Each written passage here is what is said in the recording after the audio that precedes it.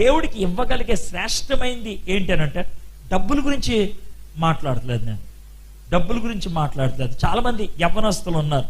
మీరేమనుకుంటారో తెలుసా, ముసలోడిని అయిన తర్వాత సేవ చేయవచ్చులేదు, ముసలోడిని అయిన తర్వాత సాక్షిగా జీవించవచ్చులే, ముసలోడిని అయిన తర్వాత భక్తిగా ఉండొచ్చులే, ఇది కొంతమంది అనుకుంటారు.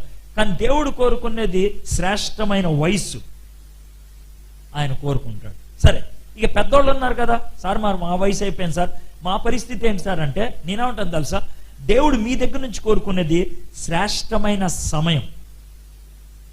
శ్రేష్టమైన సమయం దేవుడికి ఇష్టమైంది ఏంటి తెలుసా, నువ్వు లెగిసినప్పుడు చాలా హాయిగా ఉంటుంది, బాగుంటుంది.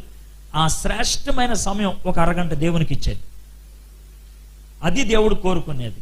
ఇప్పుడు నేను మీ ఇంటికి నన్ను భోజనాన్ని పిలిచారనుకోండి, మీరు అన్నం పెడతారు, నాకు మీరు తిన్నదాన్ని మిగిలి పెడతారా, లేకపోతే నేను తిన్నాక మీరు తింటారా?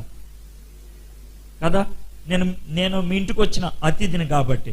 అయితే నేనేమంటాను తెలుసా, దాన్ని సమయాన్ని అన్నంలాగా చూడండి. ఫస్ట్ ఎవరికి పెడతారు? మిత్రుడు పెడతారు, తర్వాత మీరు తింటారు. కానీ మీరేం చేస్తారు తెలుసా, ముందు వంట వండాలా, తర్వాత గిన్నెలు తోమాలా, తర్వాత బట్టలు ఉతకాలా, తర్వాత పిల్లలను బడి పంపించాలా, అన్నీ చేయాలా. ఈ చిన్నకు కొంచెం మిగిలింది కదా, ఇది దేవుడికి ఇస్తాం. మిగిలిపోయింది ఇచ్చింది అడుక్కునేవాడికి, మొదటి ఇచ్చేది అతిథికి, మిత్రుడికి. దేవుడు నీకు మిత్రుడైతే శ్రేష్టమైన సమయం దేవుడికి.